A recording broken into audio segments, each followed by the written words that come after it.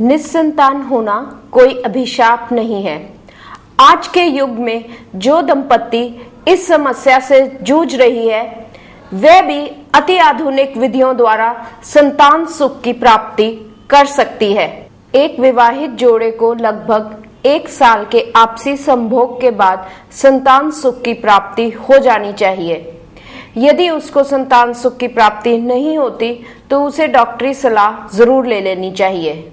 देखा गया है कि कई बार डॉक्टरी सलाह पहले भी ले लेनी चाहिए, जैसे कि एक कपल की शादी लेट हुई है, या वाइफ की एज ज्यादा है, या कोई वाइफ को माहवारी में प्रॉब्लम है, या हस्बैंड को कोई प्रॉब्लम आ रही है। औरतों में बांझपन की समस्या का प्रमुख कारण है ट्यूबों का बंद होना, अंडा ना बनना, या फिर बच्चेदानी में नुक्स होना, या रसौलियां होना, या बच्चेदानी का साइज छोटा होना। ट्यूबें बंद होने के कई कारण हो सकते हैं, जैसे कि ये ट्यूबें नलों की ट्यूबरक्लोसिस के कारण बंद हो सकती है, या जब लेडी को इन्फेक्शन होती है जिसको हम पेल्विक इन्फ्लेमेटरी डिजीज कहते हैं, उसके कारण भी ट्यूबें बंद हो सकती हैं, या एक लेडी के जब रिपीटेड अबॉर्शन, रिपीटेड गर्भपात होता है तो उसके बाद भी इन्फेक्शन के कारण ट्यूबें बंद हो सकती है। अंडेदानी की जो समस्या है उसमें जो प्रमुख कारण है वो है कि अंडा नहीं बनता, या अंडा जब बनता है तो पूरी तरह से मैच्योर नहीं होता, या फिर अंडेदानियां ही फेल हो जाती है कि वो अंडा नहीं बना पाती। दूसरा जो कारण है अंडेदानी का है वो है अंडेदानी में रसौलियां होना, जो कि खून की भी हो सकती है रसौली, जिसको हम एंडोमेट्रियोटिक सिस्ट बोलते हैं, या फिर पानी की रसौलियां होना। बच्चेदानी का जो कारण है जिसके कारण एक लेडी को बच्चा नहीं ठहर सकता, उसमें है फाइब्रॉइड्स, जिनको हम रसौलियां बोलते हैं।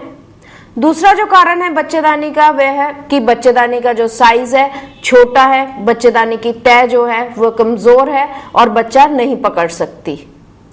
फिर जो कारण हो सकता है कि बच्चेदानी के मुंह पे सोजिश है, इन्फेक्शन है, जिसको हम सर्वाइकल इरोजन भी बोलते हैं, और इस इन्फेक्शन के कारण बच्चा नहीं ठहर सकता। जब भी एक निस्संतान जोड़ा हमारे पास आता है, दोनों हस्बैंड वाइफ के टेस्ट किए जाते हैं।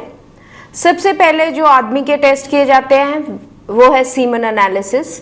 इसमें देखा जाता है कि हस्बैंड के स्पर्म का काउंट क्या है, कितने स्पर्म्स हैं, क्या स्पर्म फंक्शन टेस्ट किए जाते हैं, कोई इन्फेक्शन तो नहीं, जिसको हम फिर सीमन कल्चर करते हैं।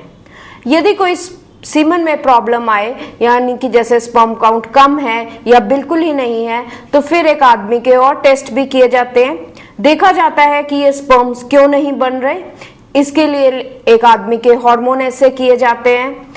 उसके बाद गोलियों की स्कैनिंग की जाती है और अंदर से भी पानी निकाल के देखा जाता है कि स्पर्म्स अंदर बन रहे हैं कि बिल्कुल ही नहीं, अंदर से भी स्पर्म्स बन नहीं रहे, और यानी कि कोई ब्लॉक है कि नहीं है। एक लेडी के जो टेस्ट किए जाते हैं, सबसे पहले एक बेसलाइन स्कैन किया जाता है, जिसमें हम देखते हैं कि उसकी बच्चेदानी ठीक है, बच्चेदानी की लाइनिंग ठीक है, अंडेदानी की कोई समस्या तो नहीं है। फिर उसके बाद लेडी के हार्मोन टेस्ट किए जाते हैं, जिनसे हमें पता लगता है कि उसकी अंडे बनने की क्षमता क्या है, उसको कोई थायराइड की प्रॉब्लम तो नहीं, या और कोई हार्मोनल समस्या तो नहीं। फिर लेडी की ट्यूब्स की जांच की जाती है। जो ट्यूब्स की जांच है वो 3 तरह से की जा सकती है। एक तो हम एक्सरे के जरिए कर सकते हैं, जिसको हम हिस्टेरोसाल्पिंगोग्राफी कहते हैं। दूसरा जो है वो है अल्ट्रासाउंड के जरिए, जिसको हम सोनोसाल्पिंगोग्राफी कहते हैं। और तीसरा जो एक लेडी के पेट में दूरबीन डाल के किया जाता है। इन टेस्ट के बाद देखा जाता है कि लेडी की कोई इन्फेक्शन तो नहीं है बच्चेदानी के मुंह पे, जिसको हम कॉल्पोस्कोपी टेस्ट कहते हैं, और उसका पानी लेके भी जांच की जाती है। कई बार देखा गया है कि एक दंपत्ति जब हमारे पास आती है, उन दोनों के टेस्ट हुए होते हैं, काफी सारे टेस्ट हुए होते हैं, और उनमें कोई प्रॉब्लम नहीं आती, पर फिर भी वे संतान सुख प्राप्त नहीं कर सकते। उन केसेस में स्पेशली ऐसे टेस्ट किए जाते हैं जिनको हम एंटी स्पर्म एंटीबॉडीज कहते हैं, जबकि एक आदमी का स्पर्म और उसकी वाइफ का एग का मिलन नहीं हो पाता, बॉडी में एंटीबॉडीज बनती हैं जो कि प्रेगनेंसी नहीं होने देती। आज के युग में वो आदमी भी संतान सुख की प्राप्ति कर सकता है जिसको स्पर्म्स की समस्या हो, जिसमें स्पर्म्स कम हो या स्पर्म्स बिल्कुल नहीं हो। ऐसे केसेस के लिए एक स्पेशल विधि आती है जिसको हम इक्सी विधि कहते हैं। ये उन पेशेंट्स के लिए यूज की जाती है जिसमें हमने इक्सी करनी है, जिनमें स्पर्म्स नहीं है, जिसमें कि एक आदमी के जो स्पर्म्स है अंडकोश से निकाले जाते हैं और एक एग और एक स्पर्म का मिलन माइक्रोस्कोप के नीचे किया जाता है और 48 से 72 घंटे के बाद भ्रूण बना के लेडी के यूट्रस में यानी कि बच्चेदानी में रखा जाता है। इस विधि को इक्सी विधि कहते हैं और इससे जिस आदमी के स्पर्म्स बहुत कम है या बिल्कुल ही नहीं बाहर आ रहे, जिसको हम ब्लॉकेट भी कहते हैं, वह भी अपने स्पर्म से संतान सुख की प्राप्ति कर सकता है। जब एक लेडी की ट्यूब्स बंद होती हैं तो एग और स्पर्म का मिलन नहीं हो सकता और प्रेगनेंसी नहीं होती।